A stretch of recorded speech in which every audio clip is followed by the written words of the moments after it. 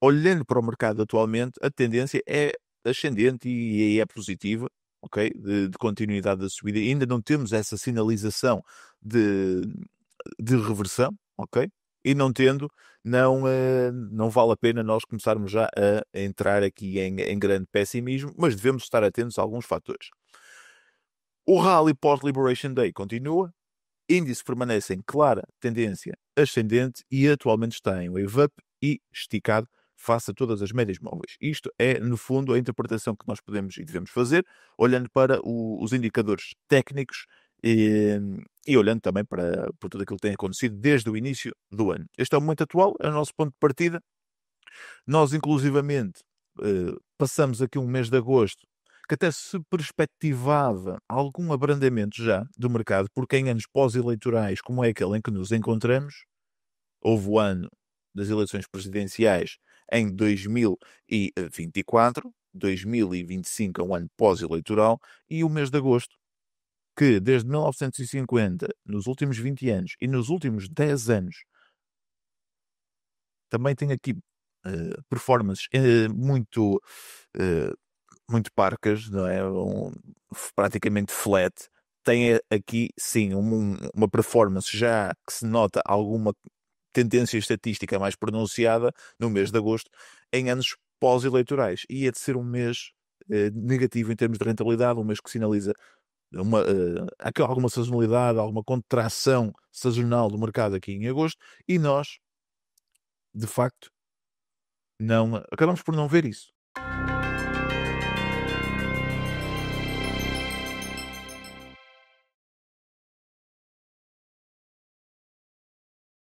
O que é que nós vimos? Até o mercado a subir 1,9% em agosto, portanto aqui já a destoar.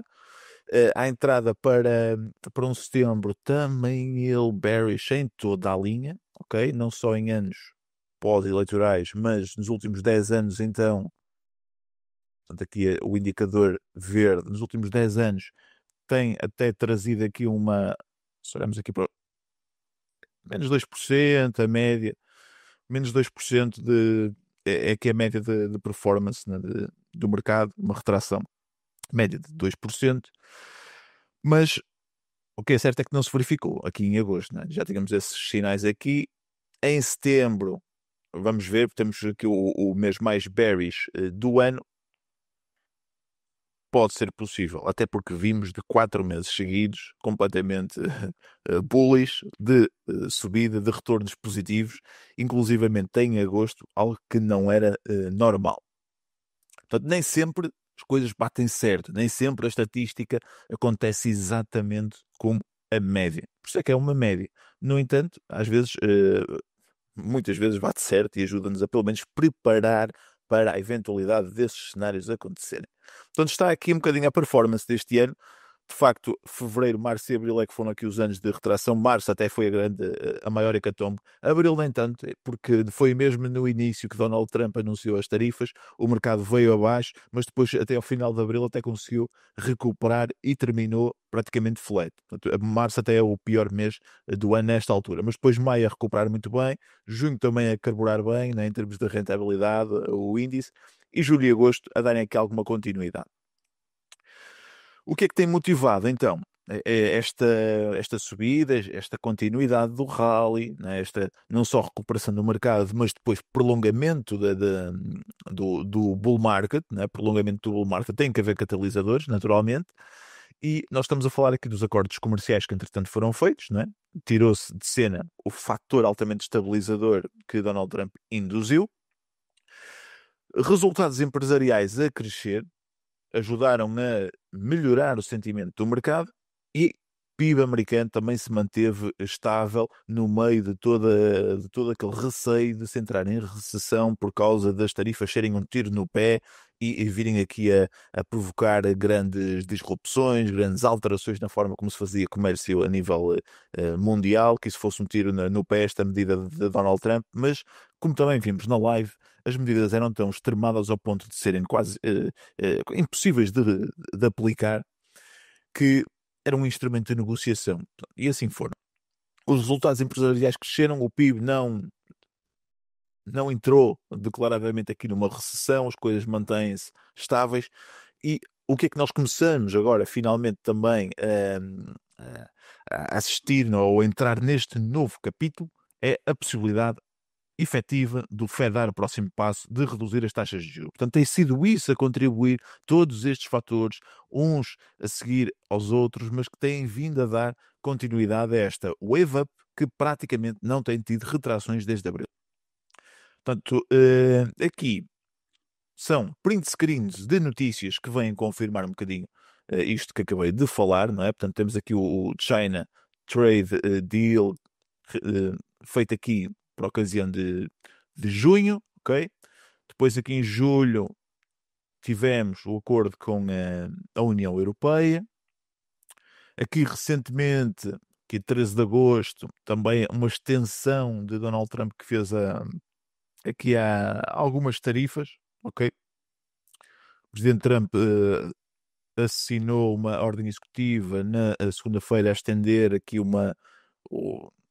pazes, né, tréguas a nível de troca comercial entre os Estados Unidos e a China por mais 3 meses. Portanto, ainda há aqui algumas negociações que poderão ainda ser pontas soltas no meio deste acordo macro, né, em aspectos mais generalizados que, entretanto, foi feito. Poderão ainda estar aqui algumas particularidades a ser discutidas, mas o que é certo é que tem havido este estender de aplicação de tarifas mais agressivas, alguma amnistia. Portanto, não foi aquela hecatombe que se previu. Os acordos comerciais começaram a entrar em cena, não só com a China e a União Europeia, mas não só. O PIB, a última leitura do PIB, até foi superior àquilo que tinha sido a leitura anterior, né, relativamente ao PIB do Q2. Ok? Nós no Q3 temos 3 leituras, ainda vamos ter agora a última, a leitura final, agora em setembro, né, relativamente ao Q2, né, do PIB norte-americano. E também falamos na live anterior que não podíamos nem dar demasiada relevância a esta queda no PIB, porque foi muito motivada pela antecipação de importações, e também não podíamos dar grande importância a esta subida. Porquê? Porque as importações aqui diminuíram drasticamente, e diminuindo drasticamente, se aqui contribuíram para o PIB descer, aqui também estão a desvirtuar um bocadinho a leitura. Estas duas leituras do PIB são um bocadinho desvirtuadas. No entanto, o que é certo é que, olhando para aqui, não se entra em degeneração, não se pode depreender nem de concluir que se entrou em degeneração aqui económica, em abrandamento, né? Degeneração das condições económicas. Portanto, a última leitura até foi positiva, a segunda leitura do crescimento do PIB. A nível dos earnings, dos resultados empresariais, eu trago-vos aqui este gráfico da Yardeni Research. No fundo, nós temos aqui RPS, Revenue per Share, receitas por ação, e aqui o Operating EPS, portanto, Earnings per Share. O que nós fizemos em 2023, alguns de vocês poderão se recordar, isto, pelo menos a mim, foi uma análise que me deu até bom dinheiro, porque consegui com esta análise antecipar-me, ou pelo menos posicionar-me para aquilo que foi um ano de 2024 muito profícuo, e foi precisamente o ano em que eu fiz grande parte das otimizações à minha carteira, partindo desta análise aqui, né, que nós vínhamos de 2022 com os earnings. Eu agora até já nem me recordo, eu acho que foi 2000 e... Eu acho que sim, foi 2023 esta análise que fizemos. Portanto, 2025, Q2, Q1, depois aqui 2024, estes 4 trimestres aqui. 1, 2, 3, 4. Exato. Depois 2023. Foi em 2023 que se deu a viragem, né? A viragem de crescimento negativo. Portanto, os resultados empresariais das empresas estavam comparativamente ao mesmo trimestre do ano anterior, e aqui falamos das empresas do SP500, okay? Esta análise é das empresas do SP500. Nós, por força da grande vaga de inflação que vimos em 2022, do bear market e de condições económicas difíceis em que as cadeias de distribuição ainda não estavam totalmente recuperadas com aquilo que aconteceu na Covid, ter um 2022 de guerra como vivemos, não contribuiu de facto para o crescimento. económico e das empresas, e vimos uma descida dos earnings per share. Mas depois, no último trimestre de 2023, penso que foi mesmo no último trimestre de 2023, que deu a volta. Portanto, e havia essa estimativa, essa projeção de que os resultados iam começar a melhorar para as empresas do SP500. E o que é que nós vimos? E isso efetivamente aconteceu, e à boleia desses resultados o índice performou muito bem em 2024, ok? Uma grande mudança para um sentimento positivo, mas que já tinha iniciado em 2023 tendo sido aqui um ano de início, né? O bull market a ligar os motores, e em 2024 vamos para a frente e foi a alta velocidade. Muito motivado por isto. Nesta fase aqui, nós olhando para o 2025 Q1, 2025 Q2, né? Segundo trimestre, nós estamos a ir numa fase em que estes earnings per share, os lucros empresariais, até estão acima da média, que é average over time, que é esta linha vermelha. Portanto, já desde 1990, por aí, eventualmente aqui.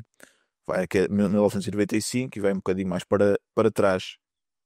Portanto, eh, ou até 1995, e como isto é trimestral, não sei, não vai até tão longe. Aqui, mais ou menos até 1995.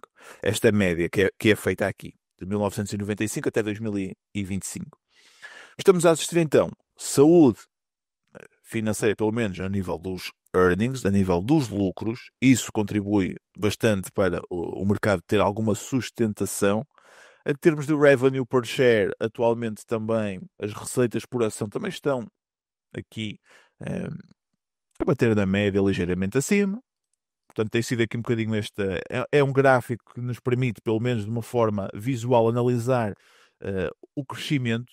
Portanto, isto é crescimento. Quanto é que os earnings têm crescido em cada trimestre comparativamente ao trimestre do ano anterior. E dá para ver que desde esta viragem, né, desde esta viragem aqui, que tem havido sistematicamente crescimento e neste momento está acima dos 8 ponto, a média está em 8,9% de crescimento, né, e nesta fase, Q2 de 2025, 10,9% de crescimento dos resultados, que acaba por ser aqui já double digits, bem interessante. E o último catalisador, que falei, que é o Powell, veio aqui em Jackson Hole, na conferência internacional aqui que o Fed dinamiza, e na intervenção que fez abriu claramente as portas para cortar os juros.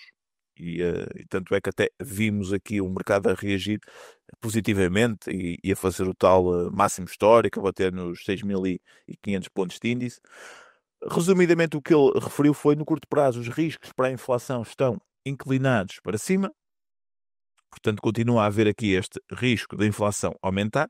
Eu coloquei aqui o gráfico da United States Inflation Rate, estamos a falar aqui da CPI, ok? Consumer Price Index, que é o nosso equivalente em português ao IPC, Índice de Preço no Consumidor, e que assustou um bocadinho quando houve esta subida, que já não se viu uma subida de 3 pontos percentuais já há bastante tempo, ok? Tínhamos visto aqui uma de 0,2%, aqui também, mas 0,3% já não se via aqui há algum tempo, e foi o tal receio de que as tarifas viessem reacender um bocadinho a inflação. Depois, em julho, manteve-se. No entanto, o Fed continua muito atento, continua vigilante para esta situação. Fala aqui de, além dos riscos para a inflação estarem inclinados para cima, os riscos para o emprego estão para baixo, que é uma situação desafiante. Lembrou que o mandato do Fed prende-se com a estabilidade de preços, mas também um pleno emprego. Portanto, estes dois estão aqui perfeitamente ancorados como prioridades, né? E não há uma mais prioritária do que a outra, duas prioridades, porque também estão umbilicalmente ligados e relacionados. Portanto, quando os nossos objetivos estão em conflito, a nossa estrutura exige que equilibremos os dois lados no nosso duplo mandato. Portanto, este reforço representa uma inversão face ao refriar de expectativas dos investidores em relação a um corte de juros, depois da inflação ter dado, em julho, o maior salto desde março de 2022, como estava aqui a dizer. Os efeitos das tarifas sobre os preços no consumidor são agora claramente visíveis, avisa Powell. Daí ele não ter avançado mais cedo para cortes, porque havia esta incerteza quanto ao impacto que as tarifas poderiam ter. Ele próprio assume agora que eles são claramente visíveis. Esperamos que estes efeitos se acumulem nos próximos meses, com grande incerteza quanto ao momento e aos valores. O que me parece é que este embate inicial de quanto é que as tarifas iam provocar aumento de preços é que era a grande incerteza até aqui, né? Que baque é que os preços iam sentir. E penso que essa resposta, né, o Fed já tem pelas leituras, né, os dados mais recentes. A questão que importa, né, mas como estava aqui a dizer, né, este primeiro baque inicial já tem, agora eles esperam uma continuidade enquanto persistir, não é, os valores tarifários persistirem. Há tarifas que se vão manter, por e simplesmente, porque mesmo com acordos existem tarifas, não é? Os tais 15%, né, em grande parte dos bens europeus, por exemplo, não em todos. Agora, vai haver continuidade destes efeitos, mas pelo menos eles já têm informação deste baque inicial entre não ter nada e de repente passar a ter. Acho que isso aí é que era os dados que o Fed queria receber para começar a perceber, ok, eh, para onde é que isto pode ir, né? Que impacto é que vai ter, etc. A questão que importa para a política monetária é se é provável que estes aumentos de preços agravem materialmente o risco de inflação persistente. Exato. Ou seja, perante esta primeira leitura que nós temos, que interpretação é que fazemos, também olhando para o ponto de situação, para o contexto das tarifas neste momento. Já há vários acordos em cena, portanto, o que eles dizem é um cenário base razoável, é que os efeitos sejam relativamente curtos, portanto, uma alteração única no nível de preços e não algo plenamente estrutural. Portanto, eles próprios já estão aqui eh, a assumir e não sei se repararam na notícia que saiu até esta semana de que há aqui uma decisão de um tribunal que considerou até as tarifas de Donald Trump ilegais. O processo ainda não está fechado, acho que ainda vão recorrer aqui para outra instância, ou vai ser julgado aqui noutra instância, mas é algo que pode provocar aqui alguns problemas à administração de Trump. Porque, segundo me parece, se forem mesmo decretadas ilegais, podem ter que devolver essa receita eh, que recolheram. Podem ter que devolver. No entanto, para aquilo que nos interessa, para esta leitura do Fed, não estão aqui a considerar que seja algo que venha a se propagar muito no tempo, possam ser situações mais pontuais, em que, entretanto, até se possa fazer algum acordo mais à frente e os preços acabem por estabilizar de alguma forma com o evoluir da situação, e isso acaba por ser positivo, esta interpretação. Continuará a ser necessário tempo para que os aumentos das tarifas se propaguem pelas cadeias de abastecimento e redes de distribuição. Além disso, as tarifas continuam a evoluir, prolongando potencialmente o processo de ajustamento. Muito bem. Mas não indicam que seja algo aqui que pode vir a reacender e muito e a manter muito elevados os níveis de inflação, precisamente porque Donald Trump também, quando anuncia em grande e depois acaba por encurtar bastante nos acordos, não é? Efetivamente, o valor das tarifas que coloca em vigor. E estamos nesta fase a jogar nesta balança, ou pelo menos o Fed a jogar nesta balança. Entre, de um lado, tem a inflação que subiu um bocadinho, mas se mantém ainda controlada, pelo menos para já, e os dados do emprego que estão a vacilar, que já vos vou mostrar a seguir. Aqui no outro artigo, o que é que dizem relativamente a esta intervenção do Powell em Jackson Hole? Portanto, se Powell quisesse também sinalizar claramente um corte de juros em setembro e daí para a frente, poderia tê-lo feito, como fez o ano passado. Mas ao mesmo tempo, também se quisesse dizer que não haveria sinais para um corte nos juros, ele também poderia ter feito exatamente isso. Ele acabou por não fazer nada. No fundo, o que disse foi que nós até aqui temos olhado um bocadinho para a inflação, mas também temos que começar a olhar para os dados do emprego e fazer algum ajuste. Abriu claramente a porta a esse ajuste, atendendo aos dados do emprego que nós temos agora, ainda por cima que vieram aqui em 5 de setembro, maus, pior do que o esperado, e não se comprometeu para já com grandes eh, políticas monetárias daqui para a frente, né? De setembro para a frente. Portanto, it's going to come down to the date, ou seja, tudo vai estar relacionado com os juros e, essencialmente, vai haver aqui dois dados importantes antes da próxima reunião do Fed, aqui em meados de setembro, que era o payroll, né, a folha salarial, a folha de pagamentos de agosto, que saiu em setembro e que já vamos ver o dado que saiu que não foi positivo, e depois a inflação de agosto, que vai ser apresentada agora em setembro, dia 10, e o índice de preços no produtor, o indicador antecipado de inflação, e o CPI, não é? O Consumer Price Index, a inflação, o índice de preços ao consumidor, vai ser a 11 de setembro, portanto vai ser esta semana precisamente que vamos ter esta leitura. Portanto, se os dados indicarem um mercado de trabalho a enfraquecer, poderemos ter um corte e talvez mais alguns até ao final do ano.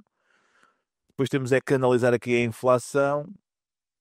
Isso pode importar mais para a inflação aqui poderá importar mais para cortes nos juros de setembro em diante. Ou seja, até poderemos ter um corte em setembro, mas daí para a frente como é que vai ser a política monetária? Vai ser possivelmente aqui um olhar a dar um bocadinho ao mercado de trabalho, baixando os juros, mas ao mesmo tempo estarmos vigilantes com a inflação para não haver subida. A nível do mercado de trabalho, dizia eu, a variação aqui na folha de pagamentos, o expectável era 75 mil empregos adicionados à economia aqui em agosto e tivemos 22 mil. Uma leitura que saiu bem abaixo, ok? Aqui. E o que é que nós assistimos? Uma tendência, né, de descida. Uma tendência de descida. Isto está claramente aqui a sinalizar abrandamento, ok? Ao mesmo tempo que a taxa de desemprego dos 4,2% subiu nesta leitura. Portanto, há claramente preocupações de que o emprego possa estar a vacilar e é preciso ter cuidado para não quebrar e não trazer aqui realmente prejuízo à economia para se colocar numa situação eh, com menos emprego, menos consumo, menos produção, também menos vendas. Então, tudo isto vai certamente, poderá ter o efeito de contribuir para um abrandamento significativo do PIB. E é preciso estarem vigilantes que a própria Yahoo Finance, na US Labor Market, continues dramatic summer slowdown. Foram aqui adicionados apenas 22 mil empregos, quando a expectativa era 75 mil. Perante este que foi o primeiro dado importante que poderia pesar para a decisão do Fed agora a meio de setembro, saiu fraco o mercado de trabalho. Portanto, agora praticamente se assume que o Fed vai cortar as taxas de juros. Agora a questão é saber se vai cortar em 25 pontos base ou 50 pontos base. Portanto, 0,25% ou 0,5%. A current target rate é, portanto, as taxas de juros atuais situam-se entre 4,25% e 4,5%. Eles têm este intervalo aqui de taxas. Agora estamos aqui 89% de probabilidade de baixarem 0,25, mas já entra aqui em cena 11% de probabilidade de baixarem logo a 0,50. Interessante, porque já tivemos o primeiro dado, a balança a pender para corta, para apoiar o emprego. Com a saída destes dados do emprego, tivemos reações bem curiosas, bem curiosas. Só aqui, um segundinho. Dos óculos. Então, com a saída dos dados do emprego, houve aqui movimentos em alguns setores, movimentos bem interessantes. Olha, de um lado, setor financeiro e energético a cair bastante, não é? Quedas significativas aqui. Não gostaram, estes setores não gostaram da leitura dos dados do emprego e, por outro lado, o setor real estate e de materiais a subir em força. Vamos ver aqui preços no petróleo também a caírem. Então, algumas das empresas afetadas foram precisamente bancos, como o JP Morgan Chase. E aqui falamos do setor financeiro, porque o setor financeiro, num contexto em que o mercado de trabalho está a abrandar, hum, o que pode, por sua vez, significar uma economia a abrandar, como é que os bancos fazem dinheiro? Com contração de créditos, não é? E num ambiente em que a economia abranda, há menos pedido de crédito para o investimento empresarial, menos pedido de crédito para o consumo. Portanto, esse ambiente de retração e abrandamento económico não é bom para os bancos. Daí temos visto não só o JP Morgan Chase, mas outros bancos dentro do setor financeiro a caírem bem. Ao mesmo tempo, nós, com um mercado de trabalho a cair, né, temos o quê? A balança a pender para o Fed cortar os juros. O Fed cortando os juros, isso também vai afetar as margens dos bancos, porque vão ter que acabar por eh, ver, né, o rendimento que ganham com os créditos que fazem, também ter que diminuir para ajustarem essa, essa yield, né, que ganham entre aquilo que pagam pelos depósitos e aquilo que depois recebem pelos empréstimos que concedem. Portanto, está também ancorado aqui à taxa de juro vigente. Podem cobrar mais, não é, em termos de juros, quando as taxas de referência também estão mais elevadas. Se elas baixam, e o mercado de trabalho a abrandar sinaliza que o Fed terá que baixar as taxas, isso vai prejudicar as margens dos bancos. Esse é o motivo pelo qual o setor financeiro caiu, essencialmente a afetar aqui bancos, mas também empresas como a Visa, precisamente também por essa dinâmica de consumo menor que poderá existir num caso de uma economia a abrandar. Por outro lado, aqui também é fácil de perceber empresas como a ExxonMobil, né? Esta empresa, né, petrolífera, de energia, né? Mas muito exposta aqui aos preços do petróleo. Uma economia a abrandar também vai requerer menos petróleo, e isso faz com que os preços baixem e, por conseguinte, baixando, uma empresa que depende muito dos preços do petróleo para também fazer os seus resultados, vai sentir as suas receitas, não, os seus resultados afetados por isso. Portanto, as petrolíferas também acabaram por cair bastante na sexta-feira, depois destes resultados. Ao mesmo tempo, empresas de materiais de construção, como a Builders First Source e a James Hardie Industries, okay, viram aqui ganhos na ordem dos 4,15%, 3,48%, porque com o ambiente de taxas de juro mais baixas que possa ser provocado por um abrandamento do emprego e o Fed tenha que intervir para baixar as taxas, com taxas de juro mais baixas também vai ser mais fácil ter acesso ao dinheiro para investir em construção. Okay? Em construção vai ser mais fácil para empresas que trabalham no setor do real estate, como por exemplo os próprios REITs, que trabalham muito em cima de dívida, vão pagar menos por essa dívida, também vão beneficiar. Por isso é que, mesmo aqui, reparem, não só empresas de materiais de construção, que podem beneficiar agora de um ambiente de obtenção de capital melhor, à medida que os juros vão baixando. E, inclusive, temos aqui a Compass, que é uma corretora, eles lá na América chamam corretora imobiliária, aqui nós chamamos consultora, né, imobiliária, também a apresentar aqui 3,21% de variação, né, positiva na sexta-feira. Porquê? As imobiliárias também, havendo mais e melhor acesso ao crédito, né, o acesso ao crédito tendo taxas de juros mais baratas, também vão beneficiar porque vão poder fazer mais negócios, não é? O ambiente vai ser propício a fazer mais negócios. Curioso também aqui esta empresa, esta small cap, né, que é a Compass, small ou medium cap, agora de cor. Confesso que não sei, teria que ver aqui a market cap, mas são empresas mais pequenas. REITs, Realty Income, 1,73%, American Tower Corporation, 1,66%, Prologis, 0,92%, três dos principais REITs aqui a beneficiarem também e efetivando-se aqui os cortes nas taxas, os REITs que têm muita dívida e operam com bastante dívida, não é? São negócios sui generis, não são propriamente lidos da mesma forma que as outras empresas, né, têm aqui dinâmicas muito diferentes associadas aos seus negócios, e uma delas é esta forte ancoragem aqui a dívida, que naturalmente vão pagar menos por ela caso as taxas de juros baixem. Portanto, isso vai beneficiar. Small caps também beneficiaram bastante na sexta-feira. Small caps também, como são empresas mais pequenas, ainda não geram tanta caixa, não é? Ainda não são propriamente aqui empresas muito grandes a fazer muito dinheiro.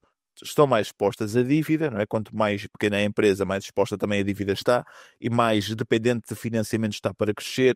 Por isso é que vimos esta reação, que é esta dicotomia entre um Russell 2000, o índice de small caps, a subir na sexta-feira, e o SP500 até caiu. Portanto, performances diferentes. Interessante aqui. Até final do ano, portanto, a expectativa nesta reunião do Fed a 17 de setembro é que, pelo menos para já, o corte mais provável será aqui, ou pelo menos que o mercado está a estimar com mais probabilidade, será 0,25%. Até final do ano teremos aqui mais 2 reuniões, portanto, total de 3 reuniões do Fed até 10 de dezembro de 2025, sendo que aqui o mais expectável é que já estejamos em taxas, o mais provável, não é? Porque isto é tudo probabilidades condicionais. Dependem muito daquilo que acontece de reunião para outra. Atendendo àquelas que estão atualmente no intervalo de 4,25, 4,5, não é? Era termos aqui 0,75, não é? 0,75% de redução de taxas até final do ano. Vai depender de dados, não é? Acho que na minha opinião, é muito claro que a próxima reunião vai ter uma descida, não sabemos de quanto. Mais do que isso é que vai ficar difícil de prever, precisamente pelo efeito que vai ter essa descida. Sabemos que aquilo que o Fed faz tem um impacto um bocadinho mais à frente, mas acho que o mercado vai ficar muito mais sensível a qualquer dado a partir do momento em que o Fed realmente der o próximo passo e cortar efetivamente as taxas.